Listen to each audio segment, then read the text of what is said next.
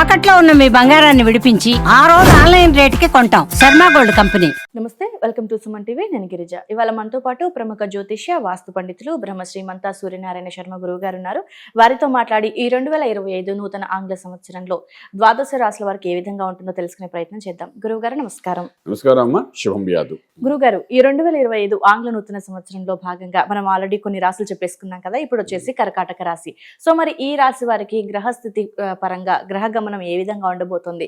So ఒక్కసారి తెలియజేస్తారా గురువు గారు? తప్పకుండా అమ్మా. కర్కాటక రాశి మనం ఇప్పుడు మాట్లాడుకుంది ఏంటంటే కొత్త సంవత్సరం గురించి మాట్లాడుకుంటున్నాం. దాని 2 విభాగాలుగా చేద్దాం. First half and second half గురించి మాట్లాడుకుందాం. మొదటి హాఫ్ అండ్ జూన్ జూలై వరకు ఎలా ఉంటుంది, తర్వాత ఎలా ఉంటుంది వివరంగా వెళ్దాం. సో ఇందులో భాగంగా ముందు మనం మాట్లాడుకోవాల్సిందంటే వ్యవసాయం చేసే రైతాంగం గురించి మాట్లాడాలి. ఎందుకంటే రైతే మనకు సర్వస్వం కాబట్టి ఆయన గురించి మాట్లాడాలి. ఆదాయం రైతులకు చాలా బాగుంటుంది. అంటే ఇన్కమ్ ప్రాసెస్ అనేది చాలా బాగుంటుంది. ఫస్ట్ హాఫ్ లో అద్భుతంగా ఉంటుంది మీకు. అంటే ఇప్పుడు జనవరి నుండి వరి పంట మొదలవుతుంది, ఆ తర్వాత ధాన్యం, తర్వాత గోధుమలు, ఇలా రకరకాలుగా వరుసగా పండించుకుంటూ వెళ్తారు. మళ్ళీ సెకండ్ హాఫ్ లో వరి వేస్తారు, తర్వాత మొక్కజొన్న వేస్తారు, కూరగాయలు పండిస్తారు. కానీ ఈ సంవత్సరం పంట బాగుంటుంది, వర్షం చాలా బాగుంటుంది, వాళ్ళకి మంచి ప్రాఫిట్స్ అంటే 20 to 30% ప్రాఫిటబుల్ గా ముందుకు వెళ్ళే అవకాశం రైతాంగానికి అద్భుతంగా కనబడుతుంది. మరి ఉద్యోగం చేసే ఉద్యోగస్తులకి ప్రభుత్వ పరంగా కానీ ప్రైవేట్ పరంగా కానీ, అలాగే స్వయం ఉపాధి చేసుకునే వాళ్ళకి ఏ విధంగా ఉండబోతోంది? ఇప్పుడు స్వయం ఉపాధి చేసుకోవడం, ఉద్యోగము అన్నది ఒక రకంగా చెప్పాలంటే ఉద్యోగం దొరకని వాళ్ళు స్వయం ఉపాధి చేస్తుంటారు. అంటే ఏంటంటే ఏ ఉద్యోగం దొరకనప్పుడు అంటే వాళ్ళు వ్యాపారం దిగుతారు. అంటే ఫ్రీలాన్స్ గా, సింగిల్ గా వాళ్ళు ఏదో చిన్న చిన్న వ్యాపారాలు పెట్టుకుని ఉంటారు. ఉద్యోగం చేస్తున్న వాళ్ళు ఐటీ రంగం ఉంది, సాఫ్ట్వేర్ ఉంది, పబ్లిక్ సెక్టార్స్ ఉన్నాయి, ప్రైవేట్ సెక్టార్స్ ఉన్నాయి, గవర్నమెంట్ సెక్టార్స్ ఉన్నాయి. వీళ్ళందరికీ కూడాను ఫస్ట్ హాఫ్లోని శనీశ్వరుడు, అష్టంలో ఉన్న శనీశ్వరుడికి వెళ్ళిపోతున్నాడు కాబట్టి వెళ్తూ ఒక మంచి చేసి వెళ్ళిపోతాడు. అంచేత వీళ్ళకి మార్చి ఏప్రిల్లో కొంత హైక్స్ రావడము, కొంత ప్రాఫిటబుల్గా ఉండే అవకాశం బాగానే కనబడుతుంది. అలాగే మనకు ఫ్రీలాన్స్గా చేసేవాళ్ళు, అలాగే ఇండివిజువల్ వ్యాపారం చేసేవారు, లఘు పరిశ్రమలు, కుటీర పరిశ్రమలు రన్ చేసేవాళ్ళు వీళ్ళందరూ ఉన్నారంటే వీళ్ళు కూడా వ్యాపారంలో ఒక 40% హైక్ ఉంటుంది. చేస్తున్న వ్యాపారాన్ని కంటిన్యూ చేయవలసి వస్తుంది. అందులోనే మంచి హైప్స్ వచ్చే అవకాశం బాగానే కనబడుతుంది. అలాగే వాళ్ళు ఏంటంటే విశేషంగా చెప్పాలంటే మనకు డిజిటల్ మార్కెటింగ్ తీసుకుందాం, మన రెగ్యులర్గా ఇప్పుడు కొత్తగా డెవలప్ అవుతుంది. అలాగే మన చిన్న అంటే రీల్స్ రన్ చేసి, తర్వాత ఇన్స్టాగ్రామ్ లో రీల్స్ రన్ చేస్తూ లక్షలు సంపాదించుకునే వాళ్ళు చాలా మంది కనబడుతున్నారు. అంటే రీల్స్ బట్టి డబ్బు సంపాదించుకుంటున్నారు. ఇది మనం కొత్తగా కింద సంవత్సరం కంటే ఈ సంవత్సరం బాగా డెవలప్ అవుతుంది. ఇలాంటి వాళ్ళు కూడా ఏంటంటే ఈ కర్కాటక రాశిలో ఫస్ట్ హాఫ్ లో మంచి హైప్స్ లో వెళ్తుంది, సెకండ్ హాఫ్ లో కొంచెం న్యూట్రల్ గా వెళ్తుంది. ఓకే గురుగారు. సో మరి విద్యార్థులకి చదువు పరంగా ఏ విధంగా ఉండబోతుంది, అండ్ అలాగే కాంపిటేటివ్ ఎగ్జామ్స్ రాసే వాళ్ళ పరిస్థితి ఎట్లా ఉండబోతుంది, అండ్ అలాగే అవుట్ ఆఫ్ వెళ్ళి చదువులు చదువుకోవాలి విదేశీయాల పరంగా ఎలా ఉండబోతుంది? విద్యార్థులు కాంపిటేటివ్ ఎగ్జామ్స్ రాసేవి ఏదైనా ఉంటే జూలై తర్వాత జరిగే వాళ్ళందరికీ మంచి మార్క్స్ పాస్ అయ్యే అవకాశం ఉంది. అలాగే జూలై తర్వాత విదేశాలకు వెళ్ళి ఉద్యోగరీత్యా కానీ చదువుకోవడం కానీ వెళ్ళాలనుకున్న విద్యార్థులకు ఎవరికైతే ఉందో వాళ్ళకి డెఫినెట్గా మంచి హైప్స్ రావడం, మంచి యూనివర్సిటీలో అసెస్మెంట్ అవ్వడము, తర్వాత ఖర్చు కూడా ఎకనామికల్ ఖర్చుతోని, స్కాలర్షిప్తోని వాళ్ళకి సీట్స్ దొరకడం, ఇవన్నీ జరిగే అవకాశాలు అయితే బాగా కనబడుతుంది. అలాగే ఇంపోర్ట్ ఎక్స్పోర్ట్ వ్యాపారం చేసేవాళ్ళు కూడా అంటే ఒక 8% to 10% ప్రాఫిట్ గానే వెళ్తుంది తప్ప అది లాసెస్ అయితే జరిగే అవకాశం లేదు. ఏ ఇంపోర్ట్ చేసినా, ఏ ఎక్స్పోర్ట్ చేసినా కూడా ఇవాళ ఇప్పుడు ఫుడ్ ఇండస్ట్రీని ఎక్స్పోర్ట్ చేస్తున్నారు చాలా మంది. సో అలా చేసిన ప్రతి దానికి కూడా మంచి బెనిఫిషియల్ గా ఉండే అవకాశం ఉంటుంది. బేసిక్ ఏంటంటే అష్టమి శని లాస్ట్ 2.5 years వీళ్ళు నడిపిస్తుంది. ఈ శనీశ్వరుడు ఏంటంటే మనకి ఏప్రిల్ తర్వాత 9th house లోకి వెళ్ళిపోతాడు. అదొక మంచి అడ్వాంటేజ్ అన్నమాట వీళ్ళకి.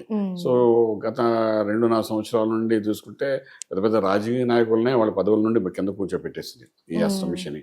అలాగే పెద్ద పెద్ద వ్యాపారస్తులు కూడా స్టాగ్నెంట్ చేసి పడేసింది. సో ఇలాంటి వాటి నుండి కొంతవరకు బెనిఫిషియల్ ఉండొచ్చు. ఇప్పుడు కర్కాటక నుంచి మనం మాట్లాడుకున్నప్పుడు వచ్చిన పాయింట్ కూడా చెప్పాలి. అష్టమి శని యొక్క ప్రభావం వల్ల రాజకీయ నాయకులు అన్నాను కాబట్టి, మన ఇంతకుముందు ఉన్న ముఖ్యమంత్రి ఎవరైతే ఉన్నారో మన కేసీఆర్ గారు ఉన్నారు కదా, ఆయన కూడా అష్టమి శని ప్రభావంలోనే ఆయన ఇరుక్కుపోయి బలహీనపడడం అనేది జన్మ. సో మళ్ళా అలాంటి వాళ్ళకి ఈ శని ఎప్పుడైతే మారడంతో మళ్ళీ వాళ్ళకి పుంజుకోవడం కావాల్సిన బలం వస్తుందన్నమాట. అగైన్ పొలిటికల్ గా షైన్ అయ్యే అవకాశం ఉంటుంది. జస్ట్ ఒక వర్డ్ చెప్దామని మధ్యలోని పాయింట్ చెప్తాం. అది కూడా ఇంట్రెస్టింగ్ పాయింట్ కాబట్టి మన తెలంగాణ ఉన్నాం కాబట్టి డెఫినెట్ గా ఆ పాయింట్ మాట్లాడాలని చెప్పుకుంటాను.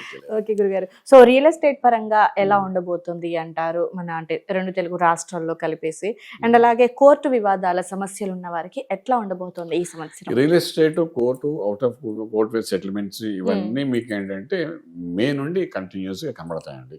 ఆ మే నుండి కొంత రాజ్యంలో ఉన్న బృహస్పతి లాభంలోకి వస్తాడు. శని అష్టంలో ఉన్నవాడు ఆటోమేటిక్గా భాగ్యంలోకి వస్తాడు.